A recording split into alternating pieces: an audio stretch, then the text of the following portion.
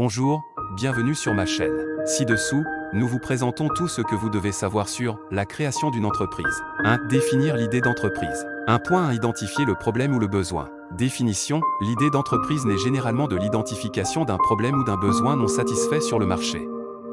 Il s'agit de la première étape cruciale dans la création d'une entreprise axée sur un objectif. Processus. 1. Analyser le marché, rechercher les problèmes auxquels les personnes ou les entreprises sont confrontées dans un domaine particulier. Il peut s'agir de quelque chose d'aussi simple que l'absence d'un produit accessible ou une déficience dans les services existants. 2. Parler aux clients potentiels, mener des entretiens, des enquêtes ou des groupes de discussion pour mieux comprendre ce qu'ils aimeraient voir amélioré ou les difficultés auxquelles ils sont confrontés. Exemple, si vous vendez du bois pour cheminer, le problème que vous rencontrez peut-être est le manque de fournisseurs fiables et accessibles de bois de qualité pour ceux qui ont des cheminées ou des poêles. Le besoin peut être un approvisionnement constant et de livraison ponctuelle à domicile. Conseil, plus vous identifiez précisément le problème, mieux vous pourrez concevoir une solution attrayante pour votre public cible. 1.2 Développer la solution ou la proposition de valeur. Définition, la proposition de valeur est la solution spécifique que votre entreprise proposera pour résoudre le problème identifié. Ici, vous définissez clairement ce que votre entreprise fera pour répondre à ce besoin ou résoudre ce défi. Processus. 1. Proposition concrète, comment pouvez-vous satisfaire le besoin ou résoudre le problème de manière efficace et unique ? 2. Caractéristiques et avantages, quelles sont les caractéristiques distinctives de votre produit ou service ? Comment ces fonctionnalités profitent-elles directement à vos clients ? 3. Différenciation, pensez à ce qui vous rend unique par rapport à la concurrence. Est-ce le prix ? La qualité ? Service client ? La rapidité de livraison ? Exemple, dans le cas de la vente de bois pour cheminée, votre proposition de valeur pourrait être du bois de haute qualité, respectueux de l'environnement, coupé sur mesure, livré directement à votre domicile en moins de 24 heures, garantissant la meilleure expérience de cheminée. Conseil, la proposition de valeur doit être claire, concise et facile à comprendre. Assurez-vous que cela correspond aux besoins de votre client. 1.3 Analyse de faisabilité. Définition, avant de se lancer dans une entreprise, il est important de déterminer si l'idée est économiquement et opérationnellement viable.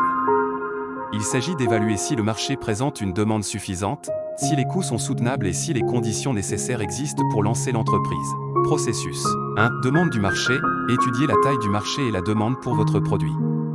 Combien de personnes seraient intéressées par votre produit ou service ? Le marché est-il en croissance ?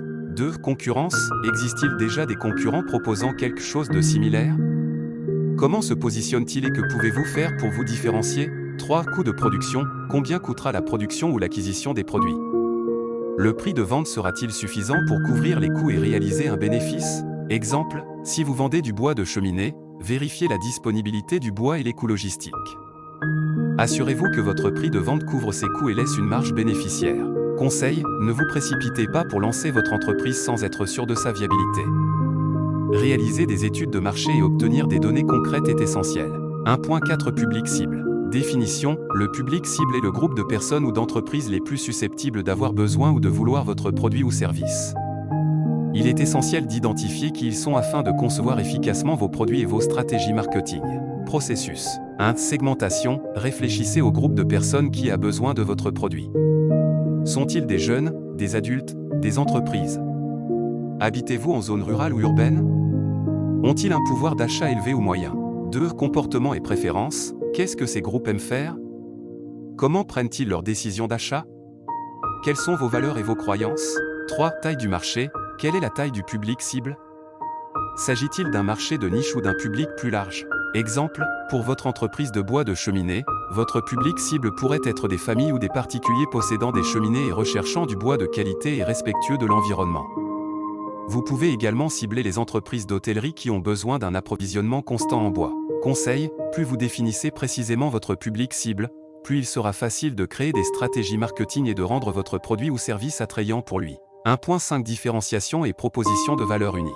Définition, cette étape fait référence à ce qui rendra votre entreprise unique par rapport à la concurrence. Qu'avez-vous à offrir que les autres n'ont pas ? Comment allez-vous vous démarquer et gagner la préférence des clients ? Processus. 1. Analyse de la concurrence, que proposent les concurrents ? Comment font-ils ? Pourquoi les clients choisissent-ils vos concurrents ? 2. Votre avantage concurrentiel, pourquoi les clients devraient-ils vous choisir ? Votre produit est-il moins cher, plus rapide, plus fiable ou possède-t-il des fonctionnalités uniques que les autres n'offrent pas ? 3. Marque et réputation. Comment allez-vous vous positionner dans l'esprit de vos clients? Quelle valeur représente votre entreprise qui la rende attractive sur le long terme? Exemple, si vous proposez du bois pour cheminer et que vous vous différenciez par la rapidité de livraison, 24 heures, votre proposition de valeur pourrait être « livraison immédiate de bois de qualité supérieure ». Conseil, assurez-vous que votre différenciation est pertinente pour votre public cible. Si vous vous différenciez uniquement sur le prix, il peut être difficile de maintenir un avantage concurrentiel sur le long terme. Définir une idée d'entreprise solide est l'étape initiale et fondamentale pour le succès de toute entreprise. Ce point vous aide à structurer vos pensées, en vous assurant que votre idée résout un problème réel, et demandé et viable sur le marché. 2. Préparez un plan d'affaires. Un plan d'affaires bien structuré décrit votre vision, votre mission, vos stratégies et les aspects opérationnels de votre entreprise. Je vous explique ici les étapes clés pour le préparer. 2. Un résumé. Définition, le résumé est la première partie de votre plan d'affaires, mais il est généralement rédigé en dernier. Il s'agit d'un résumé concis de l'ensemble de votre plan, mettant en évidence les points clés.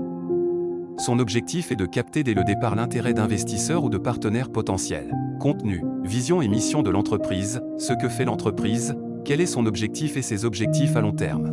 Description du produit ou du service, ce que vous vendez et ce qui vous différencie de la concurrence. Modèle d'affaires, comment vous allez générer des revenus. Public cible, à qui vendez-vous et pourquoi. Bilan financier, projection de vente, rentabilité et financement nécessaires. Conseil, bien qu'il s'agisse de la première chose mentionnée dans votre plan, n'oubliez pas qu'il s'agit simplement d'un résumé. L'essentiel est d'attirer l'attention, alors assurez-vous de le rendre clair et attrayant. 2.2 Description de l'entreprise. Définition, vous devez ici détailler les informations de base sur votre entreprise, notamment sa structure juridique, son historique, si elle existe déjà, et sa proposition de valeur. Vous devez expliquer ce qui rend votre entreprise unique et pourquoi c'est une idée viable. Contenu, nom de l'entreprise et structure juridique, par exemple, LLC, société, etc. Mission, la raison principale de l'existence de votre entreprise. Quel problème résolvez-vous? Vision, l'avenir que vous souhaitez pour l'entreprise, comment vous vous voyez dans 5 ou 10 ans. Valeur, ce que votre entreprise représente sur le plan éthique et culturel. Conseil, soyez aussi clair et direct que possible. Les investisseurs doivent comprendre rapidement ce que vous proposez et pourquoi votre entreprise a du potentiel. 2.3 Analyse du marché. Définition, l'analyse de marché vous permet de comprendre l'environnement dans lequel votre entreprise évoluera. Ici, vous devrez effectuer des recherches approfondies sur votre public cible, votre concurrence et les tendances du marché. Contenu, segmentation du marché, décrivez votre public cible, qui sont vos clients idéaux? Qu'est-ce qui les caractérise? Qu'est-ce qui vous intéresse? Taille du marché, quelle est la taille du marché que vous ciblez? S'agit-il d'un marché en croissance ou en déclin? Analyse concurrentielle, identifiez vos principaux concurrents, ce qu'ils proposent et quel est votre avantage concurrentiel. Qu'est-ce qui vous différencie d'eux? Tendance, quels changements ou nouvelles tendances peuvent influencer votre entreprise? Existe-t-il des opportunités d'innovation? Astuces, les données de marché sont très importantes. Vous pouvez les obtenir à partir d'enquêtes, d'entretiens, de statistiques sectorielles ou de rapports d'entreprises spécialisées. 2.4 Stratégie marketing. Définition, la stratégie marketing définit comment vous allez attirer et fidéliser vos clients. Ici, vous établirez les tactiques et les canaux que vous utiliserez pour positionner votre produit ou service sur le marché. Contenu, proposition de valeur, qu'est-ce qui rend votre produit ou service unique? Pourquoi les clients devraient-ils vous choisir? Positionnement, comment allez-vous vous positionner face à la concurrence dans l'esprit des consommateurs? Stratégie de prix, comment allez-vous fixer le prix de votre produit? Proposerez-vous des réductions, des forfaits, etc. Canaux de vente, comment allez-vous atteindre vos clients? Boutique en ligne, vente directe, distribution en magasin physique, etc. Publicité et promotion, quels outils utiliserez-vous pour promouvoir votre entreprise? Publicité sur les réseaux sociaux, marketing de contenu, relations publiques, etc. Plan de fidélisation, comment comptez-vous fidéliser vos clients et les faire revenir? Conseil, assurez-vous que votre stratégie marketing est adaptée à votre public cible. La clé est d'être clair sur la manière dont vous allez vous faire connaître et comment vous allez attirer et fidéliser vos clients. 2.5 Plan d'opération. Définition, le plan d'opération explique comment les opérations quotidiennes de l'entreprise seront menées. Cette section couvre tous les détails pratiques, tels que la production, la gestion des stocks, les approvisionnements, la distribution et la logistique. Contenu, description du processus de production, le cas échéant, comment allez-vous produire le produit ou le service? De quels matériaux avez-vous besoin? Qui seront les fournisseurs? Localisation, où sera située l'entreprise? local commercial, bureau, usine, etc. Ressources humaines, qui sont les membres clés de votre équipe? Quels rôles doivent être pourvus et comment les talents seront-ils gérés? Technologie, quels outils technologiques utiliserez-vous? Logiciels, systèmes de gestion, etc.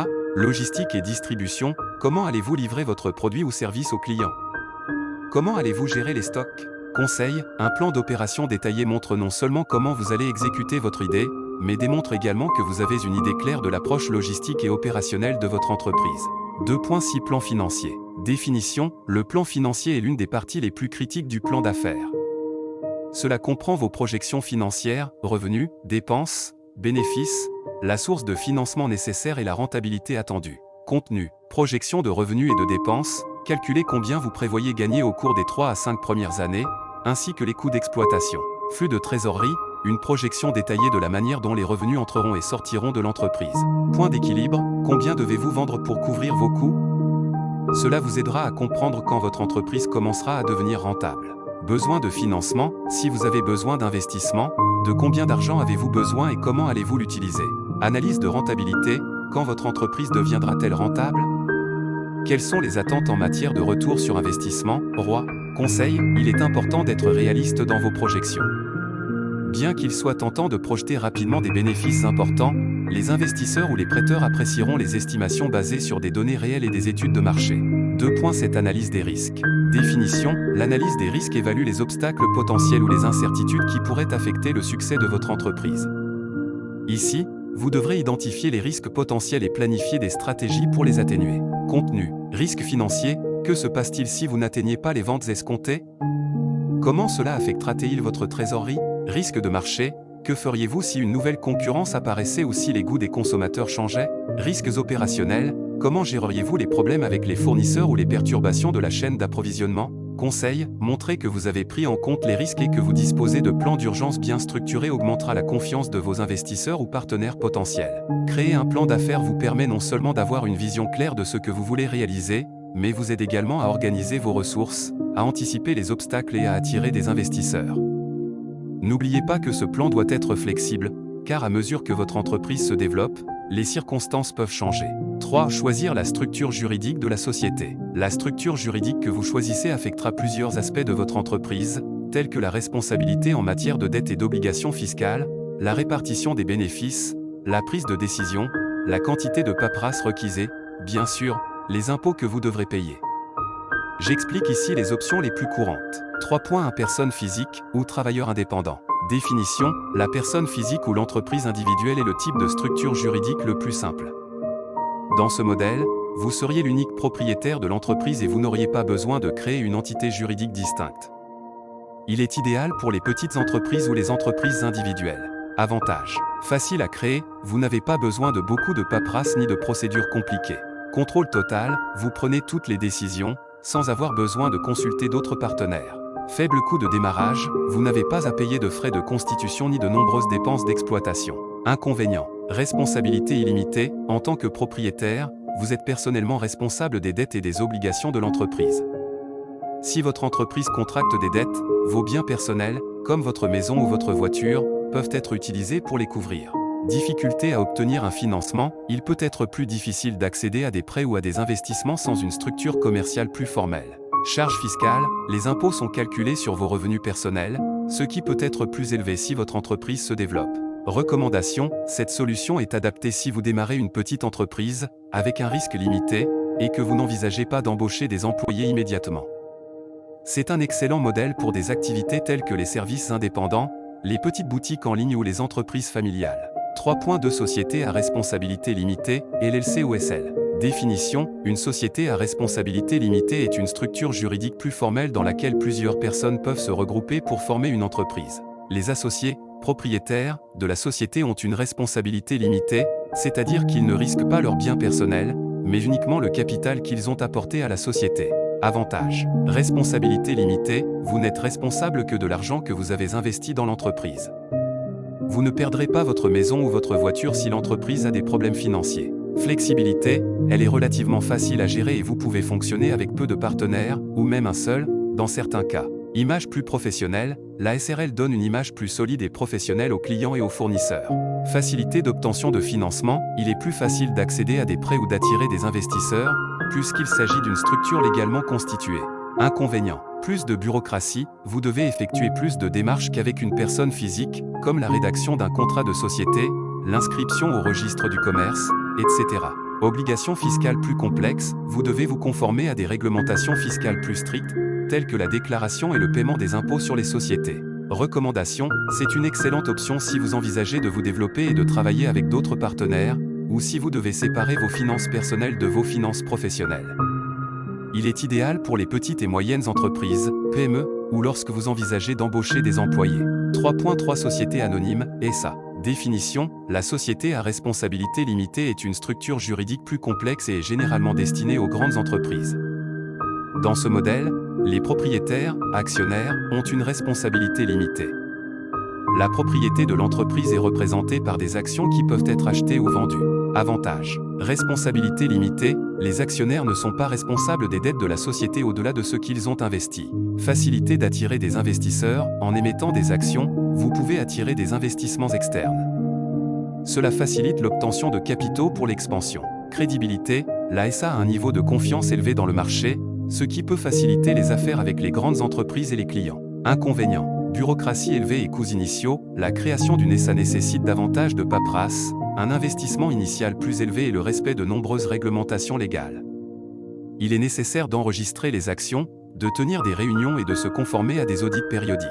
Impôts plus élevés, les sociétés paient généralement des impôts plus élevés et des rapports financiers détaillés sont exigés. Structure complexe, si vous n'avez pas d'expérience en gestion d'entreprise, il peut être difficile de gérer la structure complexe d'une SA. Recommandation, une SA est adaptée si votre entreprise est grande, a plusieurs partenaires, cherche à attirer des investissements importants ou a l'ambition de se développer à grande échelle.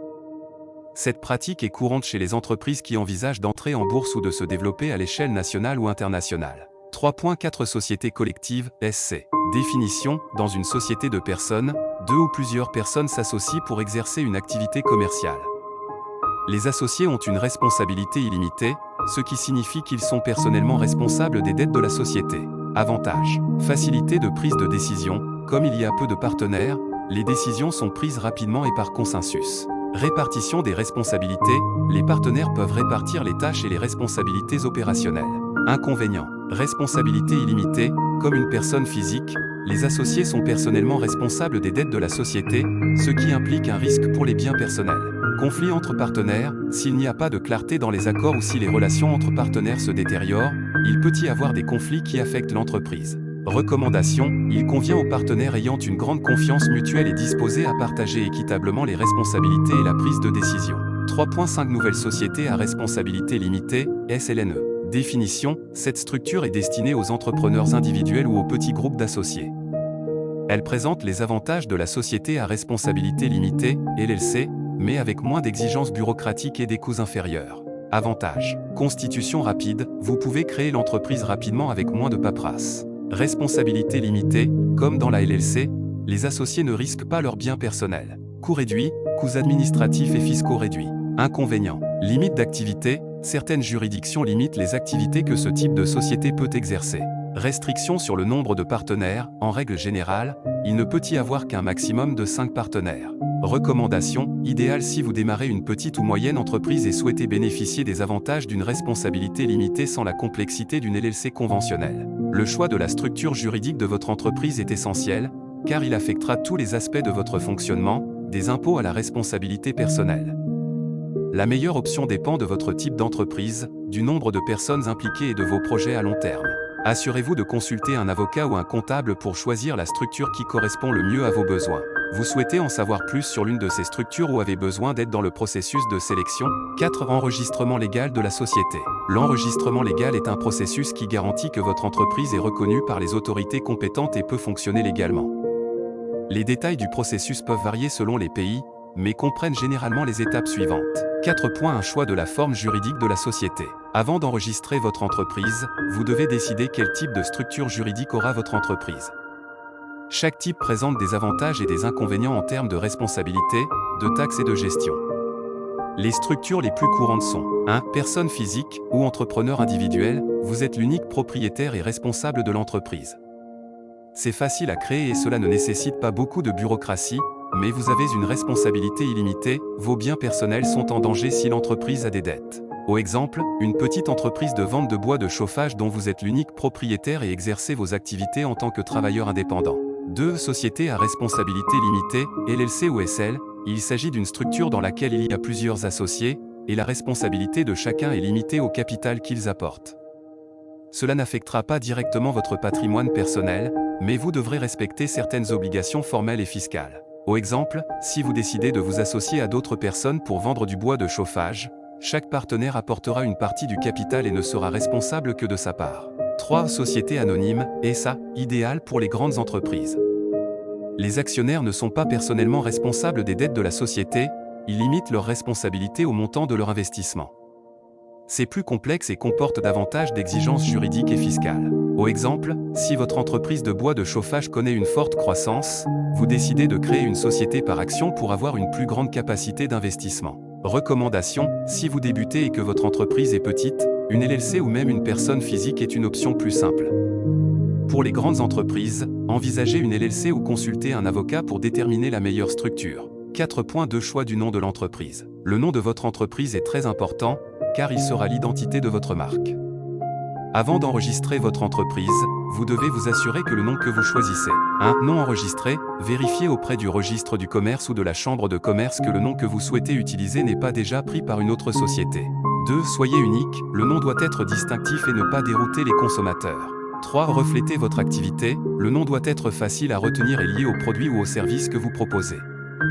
Par exemple, si vous vendez du bois de chauffage, quelque chose comme « bois de chauffage écologique » pourrait être approprié. Recommandation, en plus de vérifier la disponibilité dans les registres, vérifiez si le nom est disponible en tant que domaine web, pour créer un site web, et sur les réseaux sociaux. 4.3 Inscription au registre du commerce ou à la chambre de commerce. Dans la plupart des pays, l'enregistrement de votre entreprise auprès du registre du commerce ou de la chambre de commerce est obligatoire. Cette étape vous permet d'obtenir une identité formelle et légale pour votre entreprise, et est nécessaire pour conclure des contrats, ouvrir des comptes bancaires professionnels, obtenir du crédit, etc. Le processus comprend généralement les étapes suivantes. 1. Remplissez une demande avec des informations sur l'entreprise, nom, adresse, activité économique, capital social, entre autres.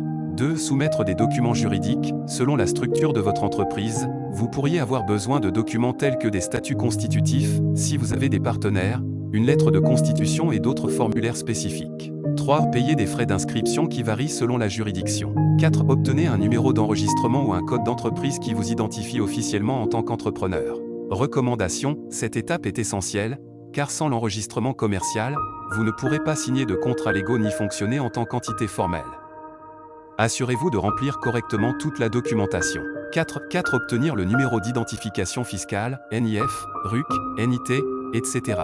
Le numéro d'identification fiscale, NIF, est un numéro unique attribué par l'autorité fiscale de votre pays pour vous identifier en tant que contribuable. Vous aurez besoin de ce numéro pour facturer légalement, assurez-vous que les clients peuvent payer la TVA, le cas échéant, et conserver des registres fiscaux appropriés. Payer des impôts, déclarer et payer l'impôt sur le revenu ou la TVA, selon le cas. Effectuer d'autres démarches, demande de permis, ouverture de comptes bancaires commerciaux, etc. Recommandation, la démarche pour obtenir le NIF ou le RUC est relativement simple, mais varie selon les pays. En règle générale, vous pouvez le faire en ligne ou auprès des bureaux de l'administration fiscale. 4.5 Obtention des licences et permis nécessaires. Selon l'activité économique et l'emplacement de votre entreprise, vous pourriez avoir besoin de licences et de permis spécifiques pour opérer légalement. Voici quelques exemples courants. Permis d'exploitation, vous permet d'exploiter votre entreprise dans une ville ou une municipalité. Permis sanitaires ou environnementaux, si vous vendez des produits qui affectent l'environnement, comme le bois de chauffage, vous pourriez avoir besoin de permis de gestion environnementale. Licence d'activité commerciale, vous permet de vendre légalement des biens et des services aux consommateurs. Conseil, recherchez les permis ou licences spécifiques dont vous avez besoin pour votre type d'entreprise et assurez-vous de les obtenir avant de commencer vos activités. Cela évitera des pénalités ou la fermeture de votre entreprise. 4.6 Ouvrir un compte bancaire professionnel. Pour séparer les finances personnelles de celles de l'entreprise, il est indispensable d'ouvrir un compte bancaire professionnel. Cela vous permettra de recevoir les paiements des clients, de payer les fournisseurs et de gérer les flux de trésorerie de manière professionnelle. Exigences courantes pour l'ouverture d'un compte bancaire professionnel. Immatriculation des sociétés, NIF, registre du commerce. Documents personnels des propriétaires ou associés. Adresse fiscale de la société. Recommandation, un compte bancaire professionnel facilite la gestion financière et la déclaration fiscale. De plus, cela donne une image plus professionnelle à vos clients. L'enregistrement légal d'une entreprise est le processus qui garantit que votre entreprise est légalement constituée et protégée. En complétant le processus d'enregistrement, vous disposerez des bases pour opérer en toute sécurité et transparence. Cette étape est cruciale pour créer une entreprise formelle, accéder au financement et éviter des problèmes juridiques à l'avenir. 5. Respecter les obligations fiscales et légales. 5 points à enregistrement auprès de l'administration fiscale. La première étape en matière d'obligations fiscales est de vous inscrire en tant que contribuable auprès de l'administration fiscale de votre pays. Cela vous permettra de payer les taxes correspondant à votre activité commerciale. Exigences communes. Obtenir un numéro d'identification fiscale, NIF, RUC, NIT, etc., qui vous identifie en tant que contribuable. Enregistrer votre activité économique, par exemple, vente de bois de chauffage. Déclarer les impôts que vous allez payer, comme la TVA ou l'impôt sur le revenu. Exemple, si vous vendez du bois de chauffage, vous devrez enregistrer votre entreprise et vous assurer que vous respectez la taxe de vente, TVA, si elle est applicable dans votre pays. Conseil, assurez-vous de bien comprendre les taxes qui s'appliquent à votre type d'entreprise. Un conseiller fiscal ou un comptable peut vous guider dans les premières étapes. 5.2 Déclaration et paiement des taxes. Une fois inscrit comme contribuable, vous devrez déposer des déclarations périodiques et payer les impôts correspondants. Les taxes courantes dont vous devez être conscient comprennent 1. TVA, taxe sur la valeur ajoutée. Si vous vendez des produits ou des services taxés, vous devez collecter la TVA auprès de vos clients et la verser à l'État. Au exemple, si vous vendez du bois de chauffage et que la TVA est de 10%, chaque fois que vous vendrez du bois de chauffage, vous ajouterez ces 10% au prix de vente. Vous devrez ensuite verser la TVA collectée à l'administration fiscale. 2. Impôt sur le revenu, ISR. Il s'agit de l'impôt appliqué aux bénéfices obtenus par votre entreprise. Si vous êtes travailleur indépendant ou possédez une société, vous devrez déclarer et payer cet impôt en fonction des revenus que vous générez. 3. Taxes locales. Certaines municipalités prélèvent des taxes supplémentaires, telles que la taxe professionnelle ou la taxe sur les licences commerciales. Recommandation, tenez un registre détaillé de tous vos revenus et dépenses, car cela facilitera le processus de déclaration d'impôts et évitera de futurs problèmes avec l'administration fiscale. 5.3 Inscription à la sécurité sociale. Si vous avez des salariés. Si vous envisagez d'embaucher des salariés, vous devrez vous conformer aux réglementations du pays en matière de travail et de sécurité sociale. Cela comprend l'inscription de vos travailleurs au système de sécurité sociale, afin qu'ils puissent avoir accès à des services tels que les retraites, la santé et d'autres avantages. Étape courante. Inscrivez vos salariés à la sécurité sociale. Payez les cotisations correspondantes, tant patronales que salariales. Respectez les lois du travail qui protègent les droits des travailleurs, vacances, repos, salaire minimum, etc. Exemple, si vous avez des employés qui livrent du bois de chauffage, vous devez vous assurer qu'ils sont affiliés à la sécurité sociale et qu'ils reçoivent leur salaire et leurs avantages sociaux appropriés. Recommandation, soyez bien informés sur les lois du travail de votre pays pour éviter les violations. Il est également utile d'avoir un contrat de travail qui stipule clairement les droits et les responsabilités des deux parties. 5.4 Enregistrement et conformité aux réglementations en matière de santé et de sécurité. Selon l'activité que vous exercez, il peut être nécessaire de respecter certaines règles de sécurité pour protéger à la fois vos salariés et vos clients. Si vous dirigez une entreprise qui implique des activités à risque, comme la coupe ou la manipulation du bois, vous devrez peut-être vous conformer à certaines réglementations en matière de sécurité au travail. Certaines obligations courantes incluent fournir des équipements de protection individuelle, gants, bottes, casques, etc. Former vos employés aux mesures de sécurité et à la prévention des accidents. Maintenir un environnement de travail sûr et se conformer aux réglementations locales en matière de santé et de sécurité. Recommandations, consultez un expert en sécurité au travail si votre entreprise implique des travaux sur le terrain ou des activités à risque. Cela protège non seulement vos employés, mais évite également les sanctions juridiques. 5.5 Licences et permis spécifiques. Dans de nombreux pays, les entreprises doivent obtenir des licences et des permis spécifiques pour opérer légalement. Ces permis varient en fonction du type d'entreprise et de l'emplacement. Voici quelques exemples courants. Permis d'exploitation vous permet d'exploiter votre entreprise dans une ville ou une municipalité spécifique. Permis environnemental, si votre entreprise implique l'utilisation de ressources naturelles, comme l'abattage d'arbres pour le bois de chauffage, vous aurez probablement besoin d'un permis environnemental spécial. Permis sanitaire, si vous êtes en contact avec des aliments ou des produits chimiques, vous devrez peut-être respecter les réglementations sanitaires. Exemple, si votre entreprise de bois de chauffage implique l'abattage d'arbres, vous devrez peut-être obtenir des permis de gestion forestière et vous conformer aux normes de durabilité environnementale. Recommandation, vérifiez auprès de votre gouvernement local ou municipal pour savoir quelles licences et quels permis vous ont besoin avant de commencer vos opérations. Certaines procédures peuvent prendre beaucoup de temps, il est donc conseillé de le faire à l'avance. 5.6 Protection des données et propriété intellectuelle. Si vous traitez des informations personnelles sur les clients, par exemple, des adresses pour la livraison de bois de chauffage, vous devrez respecter les réglementations en matière de protection des données personnelles. Les lois sur la protection des données vous obligent à conserver les informations en toute sécurité et à ne pas les utiliser à d'autres fins sans consentement approprié. De plus, vous souhaiterez peut-être protéger la propriété intellectuelle de votre entreprise, comme votre logo, le nom de votre entreprise ou tout produit innovant. Recommandation, si vous manipulez des informations sensibles, consultez un avocat spécialisé dans la protection des données.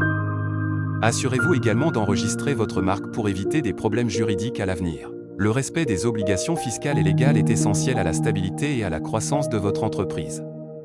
Gardez vos documents à jour, payez vos impôts à temps et respectez les réglementations du travail et de l'environnement vous protégeront des problèmes juridiques et vous permettront de vous concentrer sur la croissance de votre entreprise en toute sécurité. 6. Recherche de financement pour votre entreprise. Le financement peut provenir de différentes sources, et chacune présente ses avantages et ses inconvénients. Il est important que vous choisissiez l'option qui correspond le mieux à vos besoins et à vos capacités. Voici quelques options courantes. 6.1 Épargne personnelle. L'un des moyens les plus rapides de financer votre entreprise est d'utiliser vos propres économies. Cela vous permet de ne pas avoir de dette ni de dépendre de tiers. Avantage. Vous n'avez pas à partager les bénéfices ni à prendre des décisions avec d'autres personnes. Vous évitez de payer des intérêts ou des prêts. Inconvénient. Risque personnel, si les choses ne se passent pas bien, vous mettez en danger votre épargne personnelle. Vous n'avez peut-être pas assez d'argent pour couvrir toutes les dépenses initiales de votre entreprise. Recommandation, si vous décidez d'utiliser vos économies, assurez-vous d'avoir une marge de manœuvre pour faire face aux imprévus.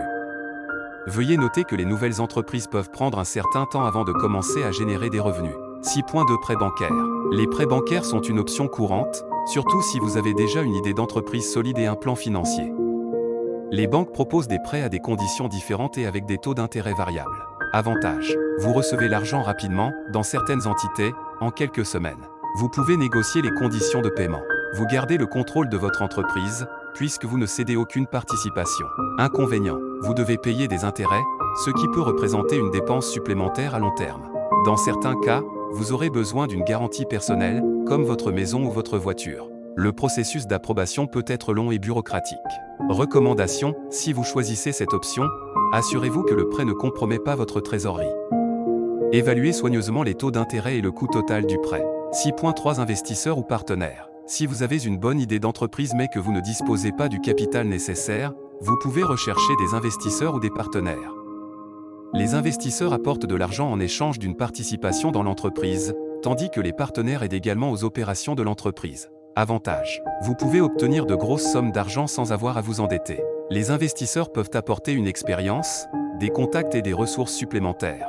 Moins de pression pour rendre l'argent immédiatement. Inconvénient. Vous devrez partager les bénéfices et la prise de décision. Le processus de recherche d'investisseurs ou de partenaires peut être long et compliqué. Selon l'accord, vous pourriez perdre une partie du contrôle de votre entreprise. Recommandation, si vous décidez de rechercher des investisseurs, préparez un plan d'affaires solide et une proposition attrayante.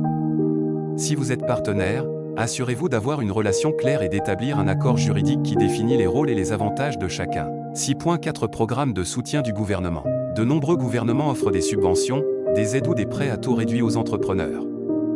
Ces programmes visent à encourager le développement des petites et moyennes entreprises, PME, et sont généralement axés sur des secteurs spécifiques, tels que l'innovation, l'environnement ou la création d'emplois. Avantage. Elles ne nécessitent souvent pas de remboursement, dans le cas des subventions. Taux d'intérêt bas, voire nul, pour certains prêts.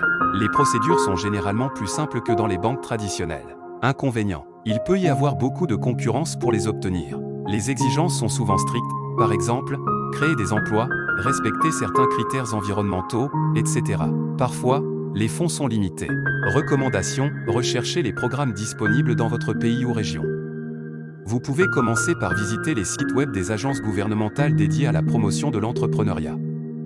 Veuillez vous assurer que vous répondez aux exigences avant de postuler. 6.5 Financement participatif.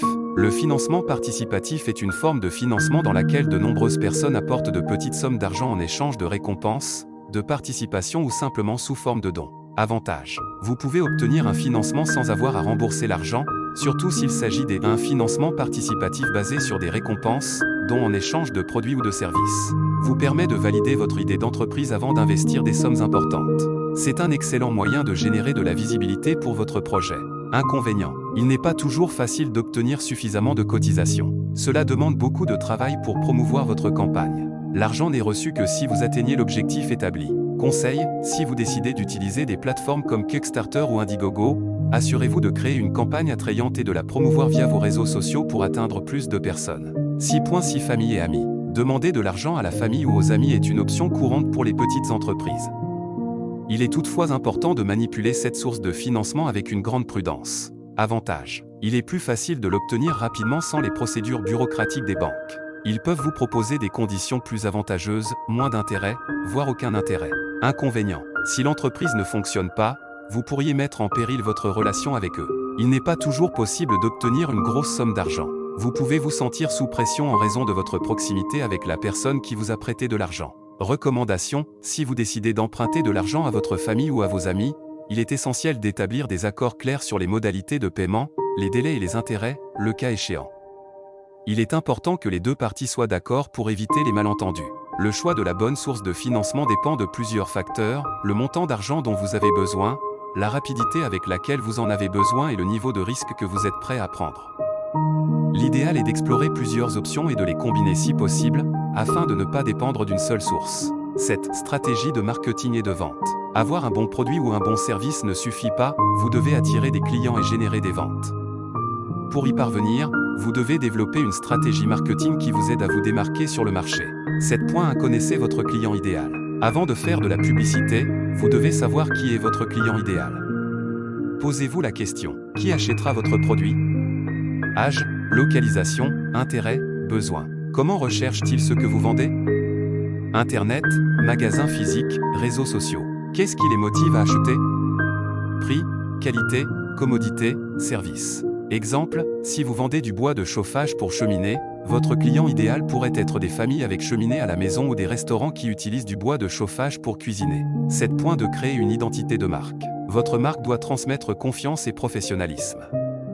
Pour ça, choisissez un bon nom, facile à retenir. Concevez un logo attrayant, vous pouvez utiliser des outils comme Canva ou engager un designer. Définissez des couleurs et un style visuel qui reflètent l'identité de votre entreprise. Exemple, si votre entreprise de bois de chauffage s'appelle Premium Firewood, vous pouvez utiliser les couleurs marron et verte dans votre logo pour donner une image naturelle et écologique. 7.3 Créer une présence en ligne. De nos jours, la plupart des clients recherchent des produits sur Internet.